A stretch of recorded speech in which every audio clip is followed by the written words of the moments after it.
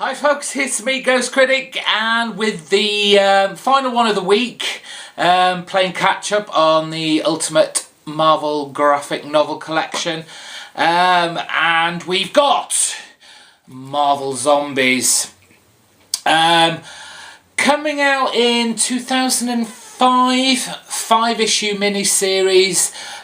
If you're gonna have a book about zombies, you really can only have one person writing it. It was Robert Kirkman, with artwork by Sean Phillips. This kind of spun out from the Ultimate Fantastic Four storyline crossover, where Reed Richards, if I remember rightly, was kind of tricked into opening a portal to one of those alternative universes, and obviously all hell breaks loose, and we have our Marvel Zombies universe. Where all our superheroes have been bitten and turned and are trying to quell their hunger for human flesh. The book begins with well, it starts just as Magneto has blown up the portal that our Ultimate Reed Richards had created. But in doing so, he's trapped himself within the Marvel Zombie universe. He doesn't last very long. Despite his best efforts in escaping, in trying to kill and destroy the Marvel Zombies, they make short work of him. You get the second page, you get this double page splash of the kind of main characters. So you've got Cap there, Captain America, you've got Spider-Man, you've got Moon Knight, Iron Man, who else was there? Oh, Daredevil, Thor. I mean, you see loads of different characters, superhero characters, all zombified as you go through this. But obviously, being a zombie, your hunger is never quelled, and Magneto wasn't really that big a meal to keep them satisfied for long. And at the end of the first issue, who turns up but Silver Surfer? Now, whenever Silver Surfer ends up on your planet, you know someone isn't far behind, and yes, he is heralding the coming of Galactus, who's hungry himself. He's hungry for the planet. So again, I mean, for zombies, and you usually think of like these slow-moving, kind of monosyllabic, brains type of deal.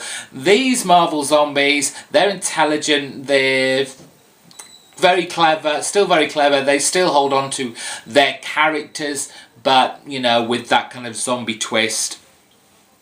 And again, Silver Surfer doesn't last very long. But by ingesting the flesh, I guess, of Silver Surfer, the zombies take a part of the cosmic power that Silver Surfer has. So they kind of upgrade their superpowers. Now, along the way, as we're going through this story, we find Giant Man, quite cunningly, has captured for some time and has tied up Black Panther and is basically using him as an all-you-can-eat buffet. He has him strapped down, and he's been taking little chunks of flesh from Black Panther to keep his hunger at bay, but keeping it quiet from everybody else, to make it basically last longer. Clever man, our Giant Man.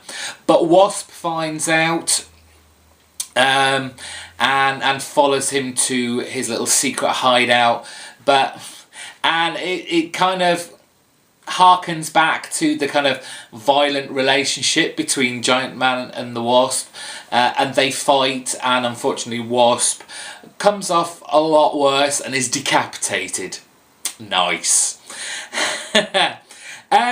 The Acolytes, Magneto's kind of mutant team lands on this zombie Earth to look for Magneto, but instead finds Black Panther. And amazed that he's still alive, but take him back to their ship along with the head of the Wasp that's still kind of cognizant, can still talk and reason, but obviously is still hungry, which makes Black Panther think this is more of a psychological complaint rather than a physical need. Galactus lands on the planet. And while their first attempt at bringing him down fails quite badly, it is Galactus after all. With the brain power of certain Marvel characters, they build this machine that can amplify their parts of their cosmic powers, and they actually manage to harm Galactus and eventually take him down, and that is a feast. But just as eating Silver Surfer kind of imbued them with the cosmic power, eating Galactus changes them again, and they become this collective group called Galacti, and this is where they can now leave the planet and take their hunger into space and go on to other planets. And that's kind of how the story ends. Written by Robert Kirkman, so great zombie story. Surprised to see Sean Phillips, who you're more used to seeing him do the kind of pulp noir, criminal, less superhero type art. So you still get that Phillips vibe of the kind of the dark, muted, dirty, gritty colours, which kind of does work here. You're not after bright superhero colours, because these aren't your bright superheroes anymore. These are your zombie superheroes. So it was a nice style that adds to the creepiness, the ugliness, and I mean that in a good way, if it can do, the ugliness of the book. It is quite horrific in parts, the dismembering of various characters along the way, and decapitations and heads being sliced off. It's what you would expect from a zombie book. Now the extras in the book, each cover kind of had a little homage back to older issues, so they do a little cover gallery. So you have Todd McFarlane's Spider-Man issue 1, but the zombie version. You have the classic Spider-Man, Peter Parker walking away from being Spider-Man, Spider-Man No More, a little homage to that. The Incredible Hulk. You have up at the top, if you can see that, the Elektra with Daredevil's mask on there. There's loads of them there, and they're really fun to look at, and the kind of reimagining of classic Marvel comic book characters and covers. You have the old bio of the writer, Robert Kirkman, 2 pages worth there.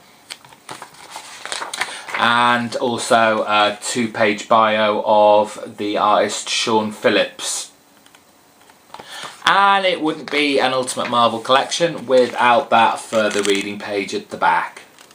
Marvel Zombies, I think they've done 2 more mini-series. You've got Zombies 2 and Zombies 3, and it's kind of crossed over with other publishing companies like Dynamite. They did a crossover. So if you're into zombies and you're into superheroes, it's a double whammy.